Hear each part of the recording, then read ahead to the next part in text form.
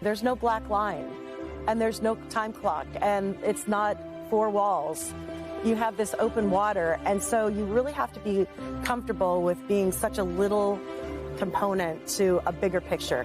When it comes to open water, there may be no one more comfortable than Amy Gubser, which is why we had to join her in her own backyard, San Francisco Bay, where the Golden Gate Bridge marks the starting line for the swim of a lifetime. Coming back here, does it feel just like yesterday? Absolutely, yeah. It never gets old, and it's always amazing. From San Francisco, due west to the remote Farallon Islands, almost 30 miles offshore. Where does this swim fall on the ambitious to crazy scale? Oh, I think it's off the hook on the crazy scale. Yeah. Crazy, not just because of the distance. The Farallons are famous for wildlife, especially the local population of great white sharks. I would joke with my husband and look at the islands, and it'd be a nice calm day, and I would say to him, I think I could do it. And he's like, I know you could. Amy's confidence, built by lifeguarding on SoCal beaches before swimming in college. But she never hit the water again until 10 years ago, when her kids were mostly grown, and marathon swimming offered a quiet escape from hectic shifts as a pediatric nurse. On May 11th at 3 a.m., Amy's quest began in frigid waters beneath the Golden Gate Bridge, her crew navigating from a boat close behind. Her plan smooth till water temps plunged, and a surprise current slowed the pace to a frightening crawl. I was devastated. I don't know how many times I mentally said to myself, I would quit. But that's what makes Amy Amy. Thinking of her family, Amy blocked out everything but the dream. 17 hours after she began, the Farallons finally broke through the fog.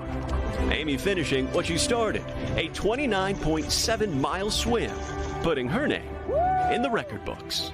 Her daughter Holly proud, but not surprised. It's really amazing to have a mother like her. I feel like she kind of just has an unwavering, determination to accomplish everything. And it's not just in swimming. Before you jump in, last thing you told yourself. It's just over there. Just over there. The only way to get a taste of what it takes was to jump right in. Could we do this story without swimming? Absolutely. Would it be as fun? Nah. Oh, yeah. We're headed that direction under the Golden Gate Bridge. Lead the way. All right, let's go. A strong start that for one of us was eye-opening. Between the current you can't see but feel, my attempts to keep up often ended like this. After just a few minutes in the bay, I was already winded and grateful for a little grace. Thank you, Julie. Got it. I love it, Morgan. You did great. Amy's name may be the one in the record books, but naturally, she says the victory belongs to the whole team. I had 6 people on that boat that were dedicated to ensuring that I was successful. So now it's my turn to give back to them. At 56 years old, Amy says the lessons she's learned as a grandmother, wife, nurse, and friend are what's helped her pull off the unprecedented. I can do hard things. That's what I said over and over in my head. And the other mantra was, the only thing that I can control is my response. Those were the 2 that got me across that channel. I can do hard things. An incredible motto. Guys, I got to be honest. I repeated that to myself when I was in the water with Amy. Don't know if it had the same effect on me as it did her on that record-breaking swim, but just a testament to her incredible grit and determination. Almost even more impressive, she worked a full shift as a nurse, then went home, took a nap before diving in the water. I know. And when I ask her, it's insane. And when I ask her, hey, Amy, you've done this, what's next?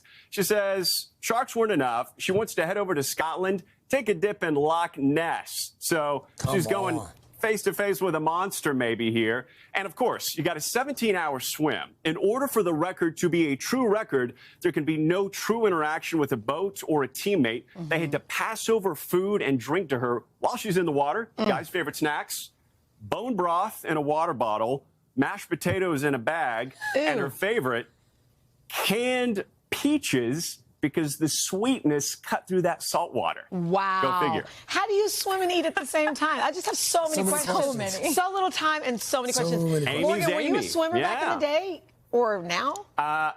Growing up in Texas, it was football, not so much swimming, as you can see firsthand. So, Amy gave me a few tips. But open water swimming, a little bit different than hopping in a pool, guys. Yeah. You look good, buddy. You look great. You look good. That was Way a to great hold your story. own. That was Really glad you got that Appreciate y'all. assignment instead of me, Morgan. Thank you, Morgan. Hey, thanks for watching. Don't miss the Today Show every weekday at 11 a.m. Eastern, 8 Pacific on our streaming channel, Today All Day. To watch, head to today.com/allday or click the link right here.